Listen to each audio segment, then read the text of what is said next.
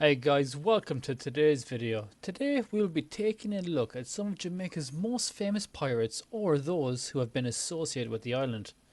But before we get into today's video, don't forget to leave a like, subscribe, and most of all make sure you grab some drinks and snacks for this one, guys. Pirates are often known as buccaneers, filibusters, freeboosters and privateers reign supreme throughout the Caribbean region. Port Royal became a haven for some of the most famous pirates in history, including Blackbeard and Calico Jack. Blackbeard born Edward Teach may have been born in Jamaica, but claims to his birth are also made in Bristol, England and Carolina. Wherever he was born, this feared pirate is said to have led attacks with burning matches woven to his beard. Captain Charles Vane, another notorious pirate, was captured, brought to Jamaica and hung at Gallows Point. Jack Rackham, known as Calico Jack, because of his love of colourful cotton clothing, began his career as part of Vane's crew. While operating in the Windward Passage between Cuba and Hispaniola, Vane and his crew, expecting little resistance, attacked the vessel. However, it was a powerful French warship, and after a few shots, Vane decided to flee from battle. The next day, led by his quartermaster Jack Rackham, his crew accused him of cowardice. Rackham took over the ship and left Vane behind in a small captured sloop with a few loyal pirates joined him. Vane quickly captured a couple of small ships and rebuilt his fleet. However, while they were at the Bay of Honduras, a hurricane wrecked his ships and drowned most of his crew. Vane and another survivor, stranded on a small fisherman's island, hoped to be rescued by any passing ships. Unfortunately, his rescuer, a former buccaneer, Captain Holford, who knew Vane well, he imprisoned and extradited him to the authorities in Port Royal. Vane was put on trial, found guilty and hanged on November 1720. In late October 1720, Calico Jack's ship was anchored off Point Negril, Jamaica. The crew of pirates were celebrating recent victories in their typical hard drinking tradition. On board were two of Jack's most fearsome crew members, Bonny and Mary Read, women disguised as men. It was not, however, until the trial of Calico Jack that it was discovered that these two crew members were actually women. Near midnight on October 22, Anne and Mary were on deck where they noticed a mysterious sloop gliding alongside them. They realised it was a navy vessel and they shouted for their crewmates to stand with them, but most were passed out from the night's drinking. A few, Rackham included, came to assist. The sloop's captain, Jonathan Barnett, in command of the man-o'-war Albion, ordered the pirates to surrender, but Rackham began firing his gun. Barnett ordered a counterattack and a barrage of fire disabled Rackham's ship and sent a few men on deck to carry in the hold. Outnumbered, Rackham signalled surrender and called for quarter. Anne and Mary, however, refused to surrender. They remained on deck and faced the governor's men alone, firing their pistols and swinging their cutlasses. Mary, the legend goes, was so disgusted she stopped fighting long enough to peel over the entrance of the hold and yell, "If there's a man among ye, ye'll come up and fight like the men ye are to be." When not a single comrade responded, she fired a shot down into the hold, killing one of them. Anne and Mary and the rest of Rackham's crew were finally overpowered and taken to Jamaica to stand trial. Both Anne and Mary were known for their violent tempers and ferocious fighting, and they shared a reputation as fierce hellcats. Their fellow crew members knew that in times of action, no one else was as ruthless and bloodthirsty as these two women were. Calico Jack is well known, but his reputation has survived through the ages, primarily because of these two infamous women pirates on his crew. Jack Rackham was executed and his body was displayed in an iron frame as a warning to other pirates on a small islet off Port Royal, one which is known to this day as Rackham's Cay.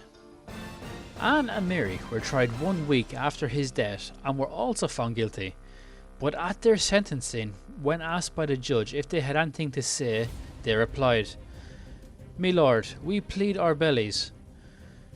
Both were pregnant, and since British law forbade killing an unborn child, their sentences were stayed temporarily. Mary is said to have died of a violent fever in the Spanish town prison in 1721, before the birth of her child.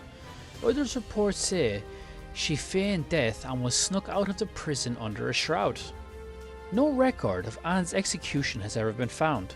Some say that her wealthy father bought her release after the birth of her child and settled down to a quiet family life on a small Caribbean island. Others believe that she lived out her life in the south of England, owning a tavern where she regaled the locals with tales of her exploits. While others say Anne and Mary moved to Louisiana, where they raised their children together and were friends to the end of their lives. Sir Henry Morgan, in search of fame, fortune and adventure, sailed to the West Indies aboard a ship from Bristol on May 3, 1655. He served in sugar plantations for 7 years, learning the artful way of the pirates, who visited the islands. When he'd had enough of the plantations and listening to other men's adventures, Henry set out for Jamaica in 1662 and quickly found himself engaged to join in the exploits of a ship prepared to sail with its crew of British seamen to chase the Spaniards and plunder their richly landed ships and the West Indian coastal towns. Henry immediately made himself a name as a swashbuckler. He and his cohorts were so successful that Morgan's share of the booty bought him a ship of his own. At the age of 29, he was a captain of his own vessel with headquarters and a growing treasure trove in Jamaica. Morgan's courage, ability and reputation won him a promotion from the governor, who made him Admiral of the Jamaican fleet, with 10 ships and 500 men under his command. One vengeful Spaniard, Captain Pardal, did not fear Morgan. Pardal's sole purpose was to have the opportunity to cross swords with Henry Morgan. In one final frustrated attempt to goad Morgan into a fight, Pardal made a clumsy raid on the coast of Jamaica. He set fires to a small village and destroyed its crops. He left the following challenge nailed to a tree near the ruins of the village meeting hall. I, Captain Manuel Pardal, the chief of the privateers in Jamaica, I come to seek General Henry Morgan with 2 ships and 21 guns. When he has seen this challenge, I beg that he will come out and seek me, that he may see the valour of the Spaniards.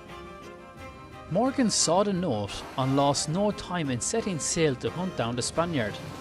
Morgan found Pardal, chased him ashore the eastern coast of Cuba, and with just a handful of men and a few muskets set off in hot pursuit.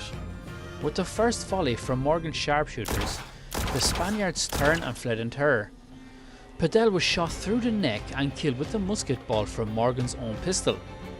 Back in port, Morgan was rewarded for his courage with command of the largest fleets to set sail from Jamaica. He was put in charge of 35 ships and 2,000 men. He was just 34 years old. With such a large force behind him, Morgan vowed to destroy once and for all the power of the Spanish in the West Indies. He sailed for Panama, the largest and richest town in the Spanish-American colonies. Unknown to Morgan, negotiations in London had resulted in peace between Britain and Spain. Urgent orders were dispatched to Jamaica, instructing Morgan not to attack the Spanish colonies. Morgan chose to ignore these orders when they arrived, and carried on with his plan of attack. He reached the mainland and marched covertly across Isthmus of Panama, upriver towards the city of Panama. Days and nights of trudging through vine-choked forests exhausted his men.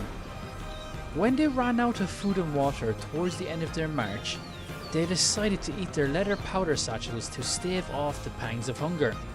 At one point they came across a stash of casks of wine, but Morgan was over-suspicious and refused to even allow a drop to be tasted for fear the Spanish had poisoned the wine and left it as a trap. The men grumbled and swore oaths of protest, but they went doggedly on. Half the party died through disease and starvation. On January 18th, 1671, as Morgan came upon the enemy, he had only 1,000 men left, and these were sore-footed and starved. In this sad state, Morgan ordered his army to do battle with a force 10 times as large. Morgan's men were weakened but desperate. and the fighting continued for hours. At last, the Spanish fled from the battlefield, but not before 3,000 prisoners were taken. Morgan and his forces entered the city and refreshed themselves with food and wine, then began sacking the wealthy city. 150 mules were needed to carry the treasure back to the ships. However, tense relations with his men are supposed to have caused Morgan to abscond most of his booty. Because Morgan's raid on Panama had taken place after the conclusion of peace talks between England and Spain, he was arrested in Jamaica and extradited to London in April 1672. 2 years later, the peace was broken and Spain became an enemy of England once more. Morgan paid a huge portion of his treasure to the crown for his freedom. King Charles II knighted Morgan and returned him to Jamaica as governor, where he lived as a wealthy and respected planter until his death on August 25, 1688 at the age of 52. Thank you all for watching today's video. I hope you all enjoyed another little history lesson with Sean, based around the Jamaican island. Please don't forget to leave a like, subscribe, and don't forget to become a member if you're feeling generous enough. Also, if any of you guys have any video ideas, then please let me know in the comment section. The most liked comment after 1 week will get chosen for my next video topic. See you all in the next one.